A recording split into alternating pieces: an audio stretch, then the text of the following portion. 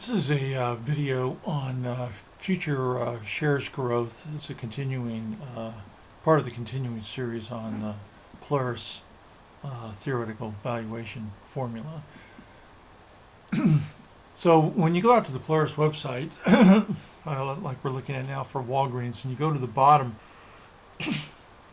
of the website, you do see, besides sales growth, which is the top, you see other input values used by Polaris in determining theoretical valuation, namely future shares, future profit margin, future PE.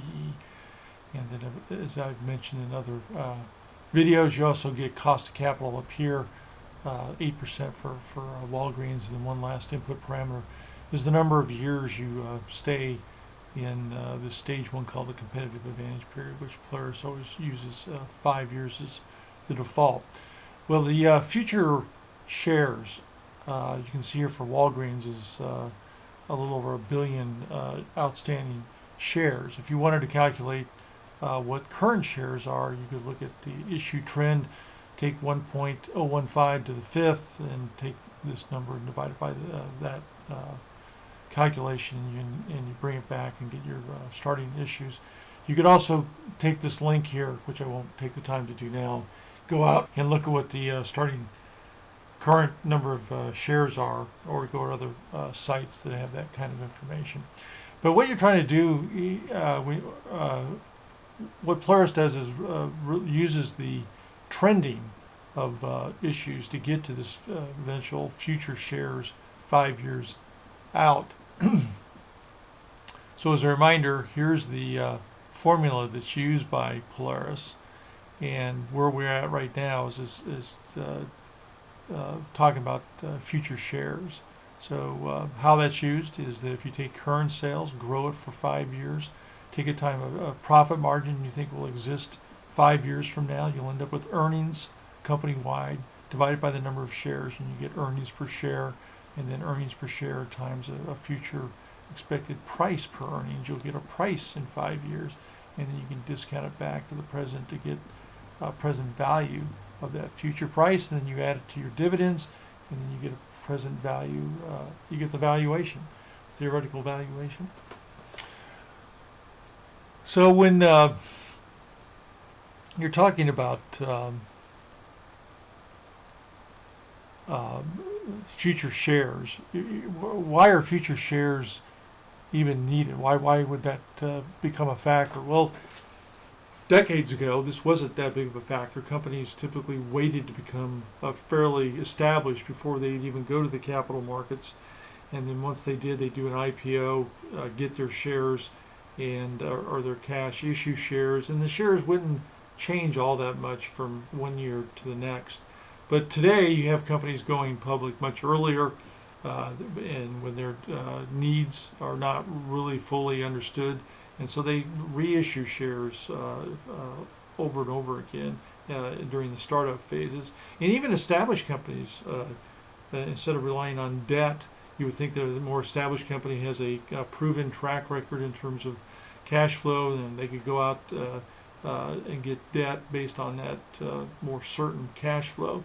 But you even see established companies will sometimes opt for issuing new shares. So it's important to understand what the company is doing trend-wise in terms of issuing shares.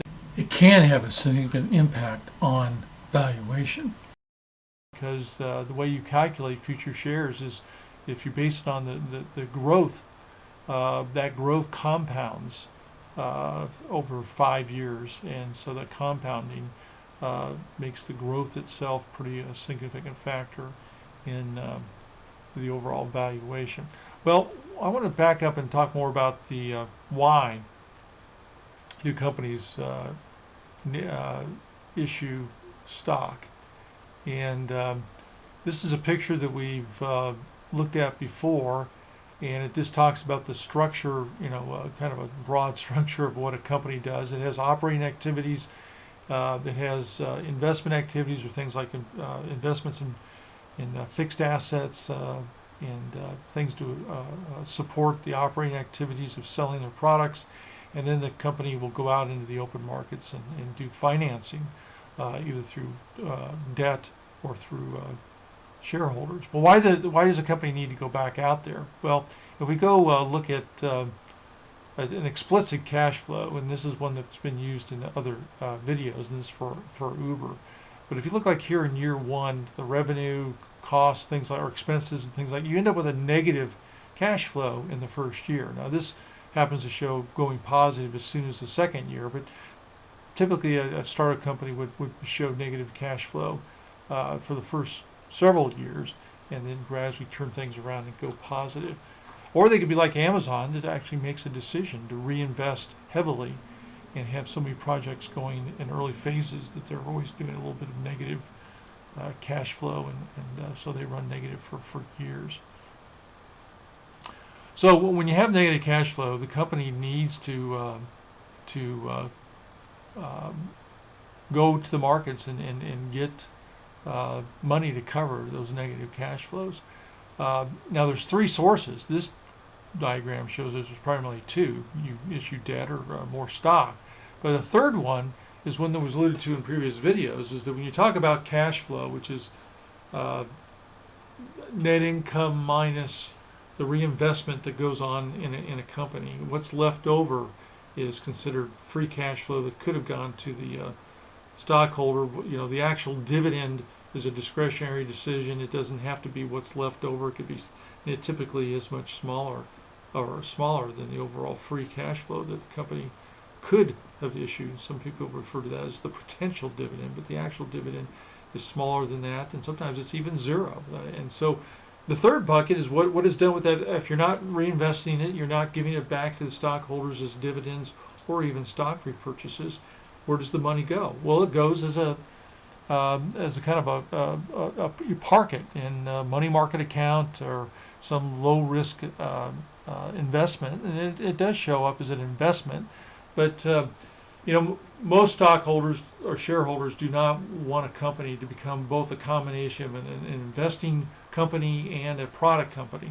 They want pure plays. So typically when people park it, it's not for long-term investment. It's just for a kind of a deferral until a need. They have some potential need for it coming up, new projects, maybe a liability, like a pending lawsuit, but they just park the money aside. Well, when you run negative in a particular year, you can tap into that money. In fact, it may have been money that was set aside specifically for the forecast of possible negative cash flows. So the company doesn't always have to go out every time they run negative and go out and issue more debt or float more stock. They can tap into the reserves that they have in anticipating negative cash flows.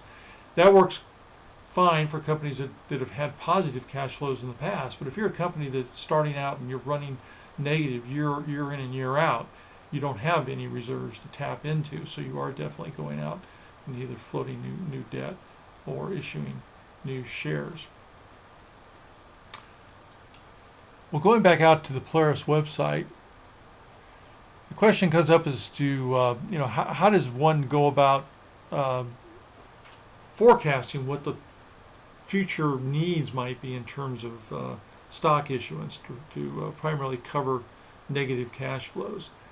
Well, before we go off into that, it should be first. You should look at whether it's worth your time to look into that. So you want to look at what Polaris has defaulted to in terms of stock issuance, and if it makes somewhat sense on the surface, then the suggestion would be not spend a lot of time on this, to go focus your research on other input parameters, namely profit margin and sales growth is really the two main inputs that a user can typically have unique insights on that will really make a difference in the valuation.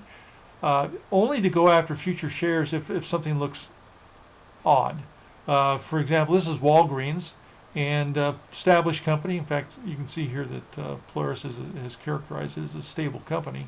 So you would think that stock issuance that they would have healthy organic growth going on at this point, and they wouldn't need to float many new shares into the marketplace to help continue growing. And we're seeing that as here with only an issue trend of 1.5%. You may even want to see more established companies like this even do some stock repurchasing on average. So if anything, if you're going to do kind of a what if, you might want to lower this down to maybe a negative 1.5%, which would be a stock repurchase, and just see what the impact would be to the overall valuation. But I'd say on the surface, this doesn't look like enough to even spend a lot of extra time on as it relates to Walgreens. But there could be other situations, a Tesla or whatever, you look at it and it's showing maybe 10% issuance, but you might think, hey, based on the aggressive growth predicted for Tesla, that you might even expect even more issues to be more stock issuing to be going on, and you might want to up it to 15%, 20%. But anyway, so I wouldn't even spend time on this unless you just see some number here that makes you question whether that's even in the ballpark of what to expect. So now, if you decide you do want to go forward and try to estimate that, I want you to be aware that this is not an easy area. It requires quite a bit of thinking through of really what is the needs of a company in terms of additional stock issuance as it grows. I've even heard some analysts refer to this as kind of a fuzzy area, is how much additional capital is needed to support growth in a particular company, industry, and so on like that. What's the norm for the industry? It just gets to be a very complicated discussion. So how would you, if you wanted to go off and do it, how would you go about doing it?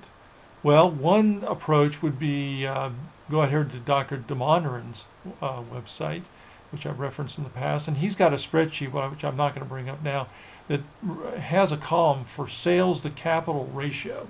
This looks at an industry average as sales increase or change.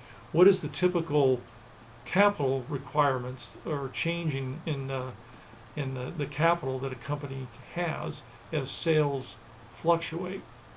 Well, that's a place to start, but as soon as you go down that path, you run into a problem real quickly, is that even if you can look historically at a company or look at the industry average, it just gives you a lump number of how much additional capital is typically needed. And what we're looking for is how many additional number of shares are required, not just the total, shares times price per share, which is the total capital that tends to be needed as sales increases. We want to get it down to number of shares.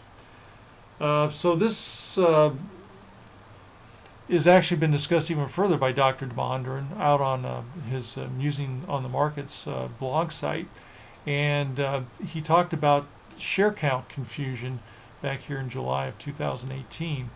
And in this, it's a very worthwhile article to go out, or blog to go read about. But he talks about a viable alternative where you forecast the number of shares that will be needed in the future. And that's what we're doing here, is we're forecasting the growth of share issuance and therefore the number of shares that would be needed.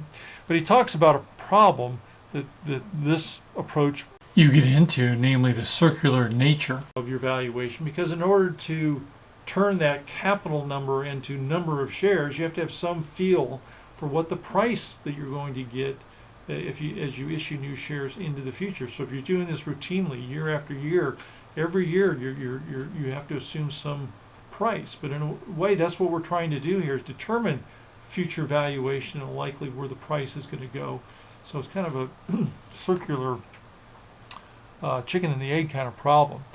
So there's no real good answer to this, but one of the better solutions to this is to look at the issue trend of a company and the issue trend across the entire industry and sector.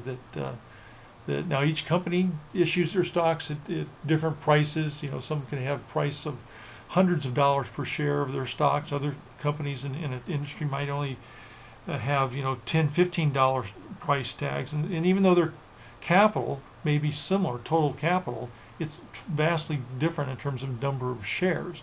So what you want to look at is not the number of shares across it's the percent shares that tend to be issued year over year, a trend.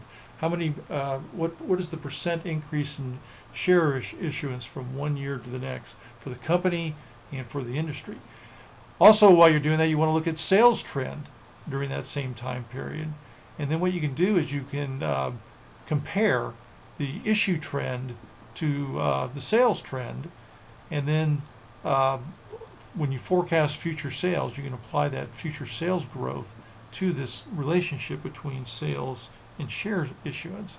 Now, when you do this, it's important to realize that when you're looking at a trend of share issuance, you're really bringing in several things. One is you're assuming the shares are relative to sales. This is the main reason why you're doing this, and it's also relative to the market fluctuating of prices. So, one year the company may go out and the stock price is up.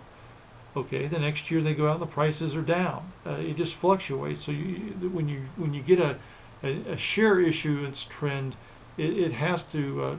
There's no way avoiding it. It's also incorporating changing prices each time they go out to the market. It also accounts for a specific capital structure.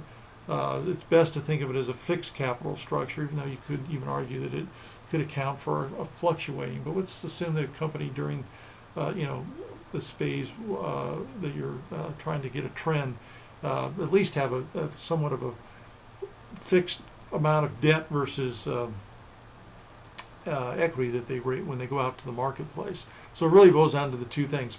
Price will fluctuate each time they go out, and the amount that they go out and ask for will fluctuate depending on sales. So that's both captured in the trend. And so when you multiply, again, the current sales by this sales trend per share issuance trend, you end up with, or I should say, shares issue trend divided by sales trend times your anticipated sales. You'll get a percent increase in shares that you're likely looking at. So when we go back out to the website, again, I'm going to reiterate that it's best to just use the default value. But if you feel like you want to feel like it's just so out of the ballpark of what you would expect, you need to change it. I think the best approach is what I just went through. Is think about doing share issue trend and sales trend and compare those two. All right. If you were to come up with a new share issue growth, how would you enter it into the Polaris website? Well, we've gone over doing that in other videos for profit margin, for PE ratio, and things like that. In fact, as you know, my preferred way of doing it is to just move the sales growth slider around until you see the valuation change that you're expecting. For share growth, since it does compound over the 5 years here in this competitive advantage period, you need to, and it's also a denominator kind of number in the valuation. Which I'll go up here and show you, remind you that it is something you divide by. So when you go to look at the impact that a different opinion about share growth, it's the default value in the numerator. So let's say that instead of a